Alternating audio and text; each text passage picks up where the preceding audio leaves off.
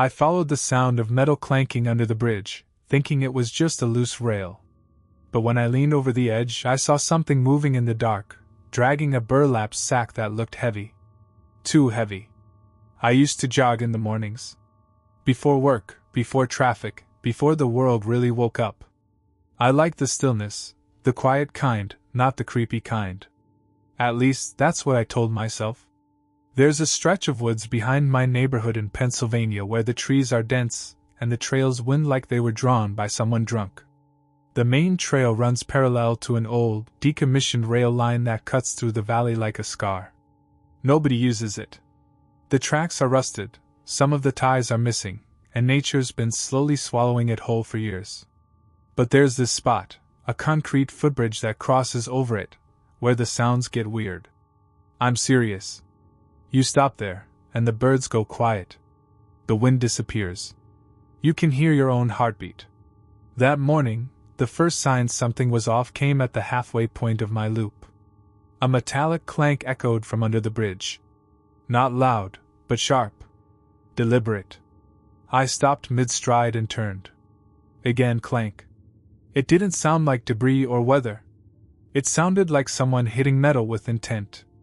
I crept over to the railing and peered down. At first, I saw nothing. Just overgrowth and the collapsed remnants of what used to be a maintenance shack. Then movement. A figure. Male, I think. Wearing a dark hoodie and cargo pants. He was dragging a burlap sack across the tracks. It caught on one of the rail ties, and he yanked it. Clank, the sound I'd heard. That's when the sack shifted, and something rolled out. It was round. Pale. My brain tried to tell me it was a rock. But my gut said bone. He knelt quickly, shoved it back in, and tied the top tighter. I stepped back. Heart hammering. I didn't want to believe what I saw. What would you have done? Called the cops? Yelled down at him? Walk away? I took out my phone. Snapped a picture. Blurry, useless. But proof, sort of. Then I crouched and watched. He lit a cigarette and sat down beside the sack like he was waiting for something. 5 minutes passed. 10. Then, another figure arrived. A woman, tall and broad-shouldered, wearing a trench coat and gloves. She carried a small cooler. They exchanged no words. She opened the cooler. Took out something shiny. Surgical tools? I couldn't tell. He untied the sack. I swear I saw fingers. I didn't want to keep looking. But I also couldn't stop. She removed what looked like a forearm. Placed it on a clean cloth. Unzipped her coat, and I swear to God, beneath it, her chest and arms were covered in mismatched scars. Surgical scars. He helped her put the new piece inside a long duffel bag. Then they both stood, nodded once, and disappeared into the trees. I didn't move for a long time. When I finally got back home, I deleted the photo. You ever try to sleep after seeing something you weren't meant to see? Did you delete it because it scared you? Or because you didn't want to prove to yourself it was real? Be honest. I didn't jog the next morning. I didn't sleep either. Just lay there in bed, my mind playing back the image of that sack, the woman's scarred torso, and the way they worked, like it was routine. Like they'd done it before. At work, I kept checking the local news. Nothing. No reports of found bodies. No missing persons. No arrests. Just silence. So that night I went back. Yeah, I know how that sounds. I didn't bring a weapon. Just a flashlight, gloves, and my dumb sense of justice. Or maybe guilt. I don't know what I thought I was gonna do, confront them. Film them? I just needed to know. The air was colder. The trees quieter. That bridge stood out against the sky like a black, rotting tooth. I crept down the hill beside it, avoiding the path so I wouldn't be seen from above. When I got to the tracks, I turned off my flashlight. Let my eyes adjust. The shack was still there. Half collapsed. Vines coiled up its rusted doorframe. I stepped over the tracks and pushed the door open. Empty. Dust and rot. Rodent droppings. Nothing else. except for the smell. You ever smell old blood? Not fresh, the kind that's been there a while. Metallic. Thick. It clings to your nose like it's trying to climb inside your brain. It was strongest in the corner. That's when I noticed the drag marks. Faint. Parallel grooves in the dirt floor leading behind a loose panel of wood. I pried it off. Behind it, a pit. About 6 feet wide. Lined with plastic sheeting, soaked and torn. And inside? More sacks. 4 of them. I dropped to my knees, pulled one closer, hands trembling. It was lighter than I expected. Inside, a leg. Dried. Surgical cuts. Labeled in marker. Left femur expired. Expired. I staggered back and fell against the wall. They weren't just dumping bodies. They were collecting parts. Swapping them. Trading out what they didn't need like it was some macabre hardware store. And that woman's body, those scars. I think she was building something out of herself. Or maybe rebuilding. As I stumbled out of the shack, a sound stopped me cold. Footsteps. Not behind me. Above. On the bridge. I ducked into the bushes and shut off my light. 2 silhouettes stood up there, backlit by the faint moonlight. One of them held a duffel bag. The other? Dragging something.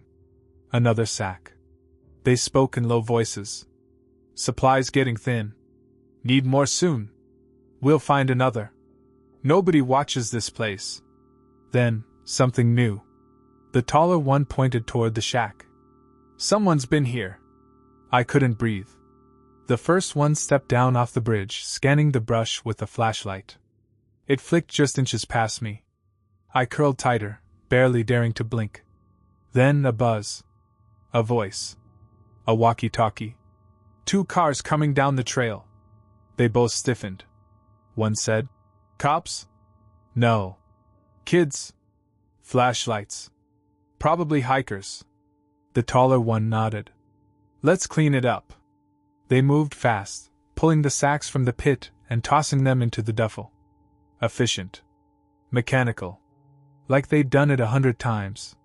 When they vanished into the trees, I didn't follow. I just ran. Full sprint until the woods opened up behind my neighborhood. I didn't tell the police. What was I supposed to say? "Hi, yeah, I found a DIY butcher's market under an abandoned bridge run by people swapping limbs like car parts?" They'd ask for proof. I had none. But I know this. That pit wasn't there the next night. The shack had burned down. Just ash and melted tin left behind. No prints. No bodies. And no one ever reported anything strange out there. Not officially. But I stopped jogging. I moved a month later. Far away. Still, some nights, I wake up to a strange pain in my leg. Like it's not quite mine. You ever wonder if someone out there is watching you, waiting for a moment you drop your guard? You should. Because maybe you've got exactly what they're missing. My brother said he met a guy who lived in the signal tower by the abandoned tracks. Said the man had no radio, just sat up there tapping Morse code into dead air. The weird part? Someone always tapped back. It's been 15 years since I last saw my brother Nathan. We were teenagers then, me, 17, him, 13. He disappeared near the old rail line behind our town, and no one's seen him since. But I remember exactly what he told me the night before he vanished. He'd been sneaking off to the woods. I thought he was meeting up with that girl from the edge of town, Maria or Marla, something like that. But when I pressed him, he said no. He was going somewhere else. Up the tracks, he said, eyes glinting. To the signal tower. That tower had been decommissioned for decades. Just a red brick skeleton sitting next to rusted rails that hadn't seen a train in years. The kind of place your parents warn you about, not because it's haunted or cursed, but because it's old and unstable and full of tetanus. "What the hell are you doing up there?" I asked. He hesitated. Then, "I met someone." I laughed. "What, like a homeless guy?" "No. He's not like that. He used to work there. He says he never left." I stared at him. What do you mean, he never left? Nathan just shrugged. He knows Morse code. He taps messages. He says there's still someone listening. I thought it was a joke. Maybe some kid at school messing with him. Maybe Nathan, ever the shy, wide-eyed kid, just fell for it. But that night, after he went to bed, I couldn't stop thinking about it. So I did what any half-decent older brother would do. I followed him the next day. It was late afternoon. I waited until he snuck out with that beat-up red backpack he always carried, half-zipped, always stuffed with junk food and notebooks. I tailed him through the woods, careful to keep my distance. He took the long way to the tracks, ducking under low branches, hopping creek beds, like he'd done it 100 times. When he reached the tower, I hid behind a tree and watched. It was smaller than I remembered. Just a 2-story thing with boarded windows and a half-rotted ladder running up the side. Nathan climbed it with ease, like he'd practiced. I waited 10 minutes. Then 20. Then I crept up to the base and pressed my ear against the brick. Tap tap. Pause. Tap tap tap. It wasn't random. It had rhythm. Purpose. Morse. And the worst part? Something answered. Tap. Tap. Tap. I backed away. The next day, Nathan was gone. His bed untouched. His backpack missing. My mom was frantic. Police scoured the woods, the tracks, the tower. They found nothing. No footprints. No clothes. Not even that damn bag. They asked me if I knew anything. I said no. I said I hadn't seen him go anywhere. I said he probably ran away. I never told them about the tower. Never told them about the tapping. But I think about it every time I drive past the edge of those woods. Every time I hear something knock against my wall in the middle of the night. What if someone is still listening? What if my brother never left that tower either? You ever hear tapping when you're alone? Don't ignore it. I didn't go back to the signal tower for years. Life moved on, or at least pretended to. My parents split within a year of Nathan's disappearance. My mom moved to Ohio. My dad stayed and slowly collapsed into himself. I moved out at 18 and never looked back, until last month. The town hadn't changed much. Same shuttered gas station. Same collapsing bowling alley. But the woods behind the elementary school. Wilder. Overgrown. Like the land had swallowed up the trail. I was only back because of a funeral. My uncle had passed, and I got guilted into showing up. After the service, I found myself driving the back roads I used to bike as a kid, the ones that ran parallel to the tracks. That rusted rail line, barely visible between the brush, still made my stomach knot. The signal tower was still there. I don't know what possessed me to stop. Maybe it was the unfinished business. Maybe it was the part of me that never forgave myself for letting Nathan go up there alone. The woods were silent as I approached, too silent. No birds. No wind. Just that thick, heavy kind of quiet that makes your skin crawl. The ladder was still bolted in, though most of the rungs were rusted to hell. I climbed anyway. The second floor was as I remembered it, half-rotted floorboards, old signal wires trailing like dead vines, and a corroded radio console that looked like it hadn't been touched in decades. But someone had been there. Fresh footprints in the dust. Recent. Small. And on the wall, scratched in with something sharp, a list of names. Dates next to each one. Spanning decades. Some were crossed out. Some weren't. At the bottom, N. Hale, 2008. My brother's name. Not crossed out. And just below that, in newer, shakier script, J. Hale, 2024. That's my name. I stepped back, heart pounding. Then I heard it. Tap. Tap. Pause. Tap. Coming from behind the console. I moved closer. A tiny green light blinked on the radio. The thing had no power. No external generator. Nothing. Still, tap. Tap. Tap. I put my hand on the desk and felt it. Vibration. Whoever, or whatever, Was tapping, wasn't using the radio. They were under the tower. I ran. Back down the ladder, across the tracks, through the woods. I didn't stop until I saw my car. That night I couldn't sleep. At 2:17 a.m., my phone vibrated once. Unknown number. No message. At 2:20 a.m., it rang. I didn't answer. The voicemail came in 10 seconds later. I still haven't listened to it. I saved it. Backed it up. I can't explain it, but I know it's him. I know my brother is alive. Or was. Because the tapping didn't stop. I heard it again last night. From my kitchen wall. Tap. Tap.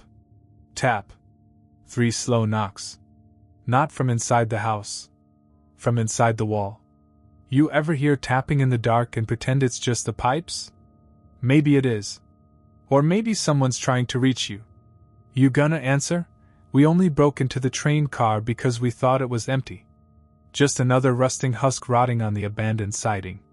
But when we climbed inside, the door slammed shut, and we realized someone had already chained it from the outside. It started as a dare. My cousin Sean and I used to roam the outskirts of our dying Pennsylvania town, looking for things that still felt alive. Mostly that meant exploring decaying factories or lighting off stolen fireworks behind the Safeway. But that summer, 2006, we discovered the yard. An old rail siding hidden behind a thicket of overgrowth, nearly invisible from the road. We found it chasing a stray dog through a hole in the fence. 3 rusted freight cars sat baking in the sun, long forgotten, wheels fused to the rails by years of rain and rot. They looked empty. We thought they were. You won't go in there. Sean had grinned, tossing a rock at one of the doors. It hit with a deep, echoing clang that made something in my chest vibrate. Bet, I said, because that's what you say when you're 15 and stupid. The door wasn't fully shut. Just rusted partway along its track. We braced and slid it open just wide enough to slip through. Inside, stale air, beams of light knifing through crack seams in the metal walls, and the smell of dust, old oil, and something I couldn't place. Rot. We climbed in. The floor was bare metal, mostly clean except for some scattered rags and what looked like the corner of a wooden crate jammed into the far end. I turned my flashlight on and swept the beam across the inside. Why is it so empty? Sean whispered. Because no one wants anything that's been dead this long, I said. I remember the words exactly. Because right after I said them, the door slammed shut. Hard. We both jumped, spinning toward the noise. Sean ran to it, tried pulling it open. Nothing. It didn't budge. From outside came the unmistakable clink of a chain wrapping through the handle. Then a metallic snap. A lock. We weren't alone. We pounded. Screamed. Nothing. Nobody answered. The walls swallowed our voices like soundproof foam. I pulled out my flip phone, no service. That's when the scratching started. At first, I thought it was rats. Scritch, scritch, scritch from under the floorboards, near the crate. But when we stepped closer, it stopped. Sean nudged the wood with his foot. It shifted. Underneath was a hatch. Not just a hatch, a trapdoor. We looked at each other. We're not opening that, I said. But Sean was already crouching. Maybe there's a way out. I grabbed his arm. Dude! This place was empty 10 seconds ago. Now we're locked in? Someone put this here. He stared down at the crate and said, Then why hide the way out? The scratching resumed. Louder. Something wanted up. The trapdoor rattled. Once. Then again. Then a third time, with force. And from underneath came a voice. Hi. Reedy. Is it morning yet? Sean and I both froze. The voice didn't sound like an adult. Didn't sound quite like a child either. Just wrong. It spoke again, louder this time. Is it morning yet? That's when we realized it wasn't talking to us. It was asking. And waiting. Sean wanted to open it. Of course he did. He always had this thing about needing to see the monster under the bed. Needed to prove it was just dust and old wood. But even he hesitated when that voice spoke a third time. Is it morning yet? I can come out when it's morning. We backed away from the hatch. The metal floor creaked under our feet, and something below us, moved in response. Like it was shifting position. Stretching. I whispered. We need to find a way out, now. Sean flicked his flashlight toward the corners of the car. I followed, checking for any gaps, vents, anything. The walls were solid steel. No windows. The only light was from the cracks in the door, and the occasional flicker from the far end, where a rusted hole had opened in the roof. No chance of fitting through it. Then the trapdoor clicked. Not loud, but definite. A mechanism. Something unlatching. Sean turned slowly. The hatch trembled. Something beneath it began sniffing, loud, exaggerated inhales like a dog catching a scent. Then, there's two of you. We didn't speak. Didn't breathe. We just stood there, locked in place like kids in a fairy tale who stepped off the path. Then came the sound of a nail dragging along the underside of the hatch. Slowly. Deliberately. One of you smells like hurt, it said. Sean whispered. I scraped my arm getting in. I grabbed his wrist. Don't tell it anything. The thing chuckled. Then thump. Thump. Thump. The hatch jumped. A bolt popped loose and rolled across the floor. Help! We screamed, pounding on the door again, fists red and raw. My flashlight fell and shattered. We were in near total darkness now. And that's when something happened that I've never forgotten. The train moved. Just once. A lurch. A shudder. As if something massive had stepped aboard from the far end. We both fell to our knees. Sean cried out. Something's on the roof! I looked up. There was a scrape, metal on metal, and then a loud, wet slam on top of the car. Directly over us. Sean scrambled for the door. I followed, both of us screaming. I heard the padlock outside rattle like it was being tugged. And then, bang! The door flew open, daylight flooding in, nearly blinding us. Two workers stood there, rail guys, city workers maybe. One had bolt cutters. The other had a phone. You kids all right? One asked, but we didn't stop to answer. We sprinted out and didn't stop running until we hit the tree line. Behind us, the trapdoor inside the car swung open. We heard it slam against the floor. And from the woods, just before we lost sight of the siding, I saw one of the workers peer into the car. And go still. His partner asked something. He didn't respond. Then he slowly backed out and whispered, We're sealing this one. I don't know what he saw. We never asked. We never went back.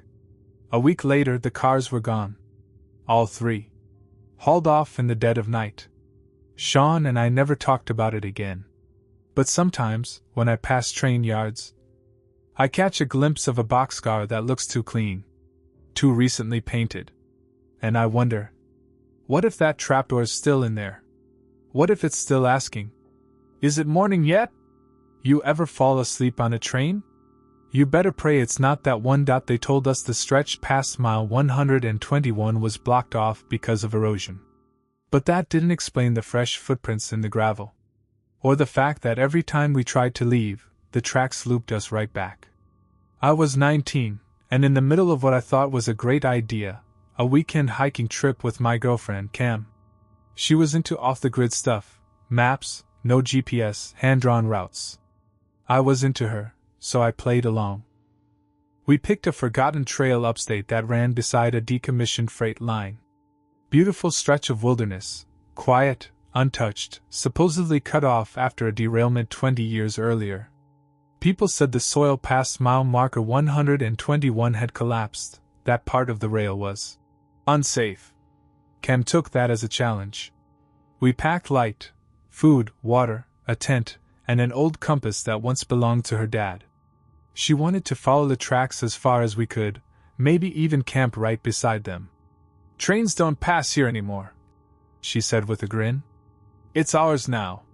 The first day went fine. We hiked 8 miles in perfect silence. No cell service, no signs of life beyond the chirping forest.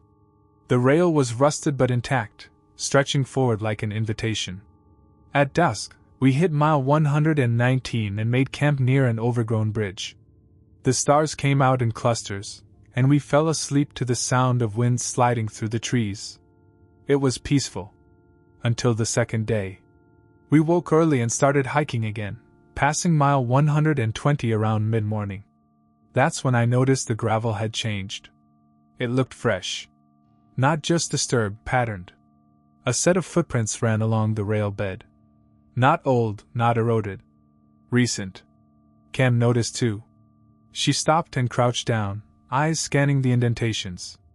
"These aren't ours," she said. They were boot prints. Heavy tread. Heading forward. We kept going. Then mile 121 came and went. The marker stood crooked beside a half-buried service shed. The ground didn't look eroded.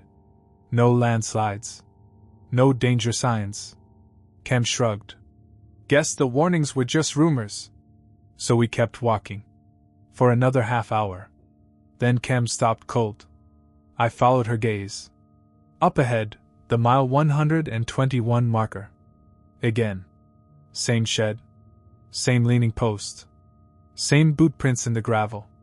"No way," I muttered. "We didn't double back." Cam looked at her compass.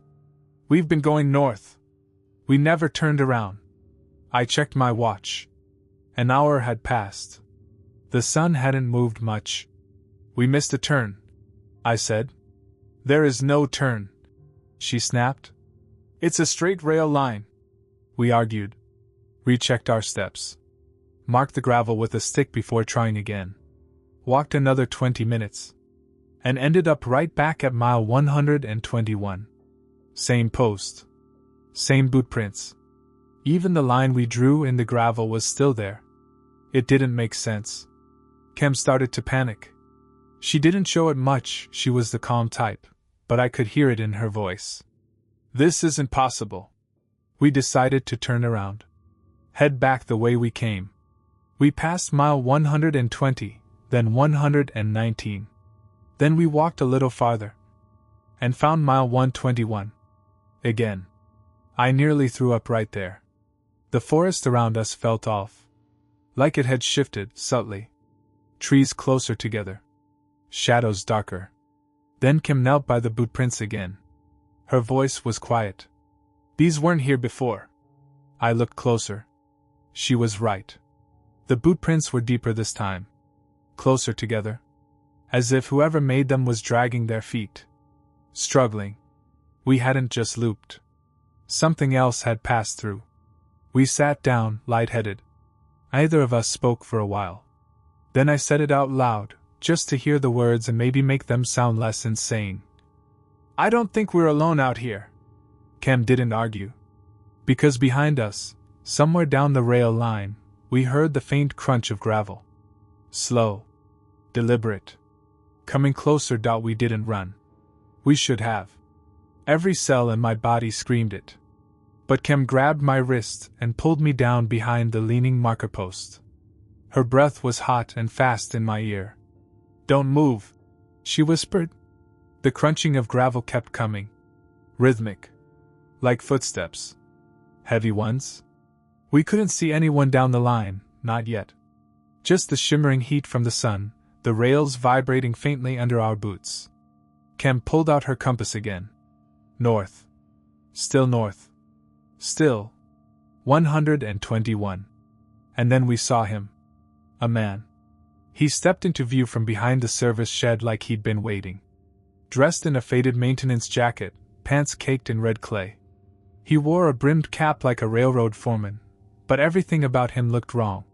His posture was rigid. Arms stiff at his sides. He walked slowly, each step landing with careful, mechanical intent. Cam whispered, "Is that a ranger?" I almost laughed. That was no ranger. The man didn't look at us. Didn't speak. Just walked the line until he stood by the marker, maybe 20 feet from where we crouched, silent and shaking. Then he stopped. And he turned. but not to face us. He faced the shed. He stepped toward it. Reached behind the marker. Pressed something, a latch, maybe, we couldn't quite see. The shed opened. And the moment it did, the forest changed. The wind kicked up. The light dimmed, even though there were no clouds. The trees leaned inward.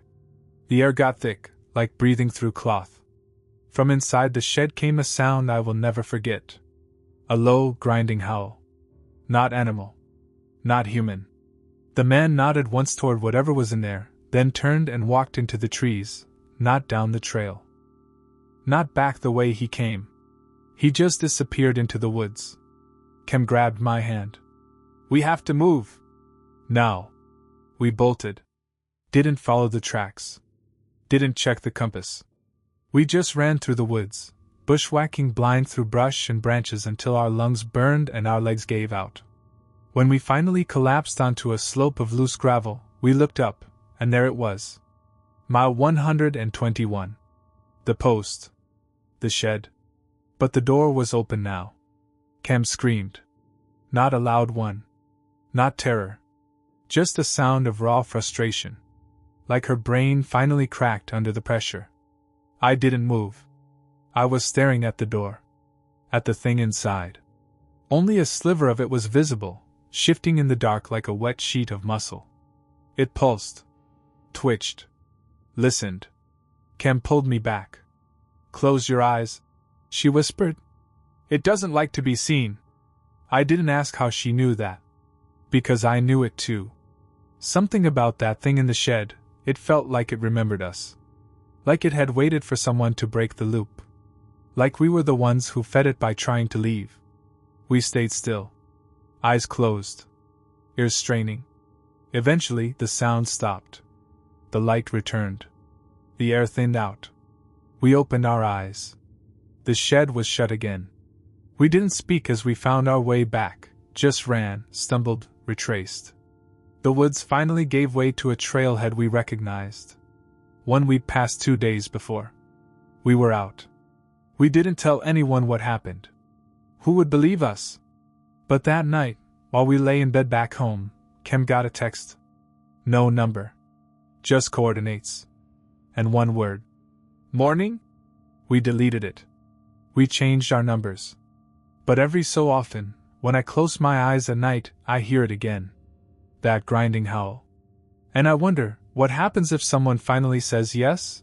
I thought the old crossing gate was stuck, until I saw it lower by itself, with no train, no wind, and no sound. Just a warning bell that didn't stop ringing, and a second set of tracks that never used to be there. Back in 2019, I worked maintenance for the township. Not glamorous, but I liked it. Outdoors, hands-on, no boss breathing down my neck. We handled everything from potholes to storm drains to clearing the trails that ran through the outskirts. One of those trails followed a stretch of abandoned railroad. The crossing on Bellamy Road was the last of its kind, an old-school wooden arm painted red and white, held together with rust and luck. No power. No sensors. It hadn't lowered in 30 years. Until the day it did. I got the call on a Tuesday morning. "Hey," dispatch said. "Someone says the old crossing gate dropped. Blocking the road. No cars coming through." That didn't make sense. There were no active lines near Bellamy. The last freight train rolled through there in '91. The track's been dry ever since. I loaded up the truck and drove out.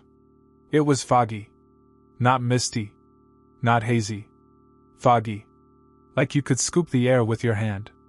The kind that swallows noise and makes the world feel 10 feet wide. When I reached the crossing, my headlights bounced off the gate, down across the road, arm fully extended. No train. No reason. Just that shrill bell. Ringing nonstop. An old metal cowbell wired to the arm. No power source. No visible movement.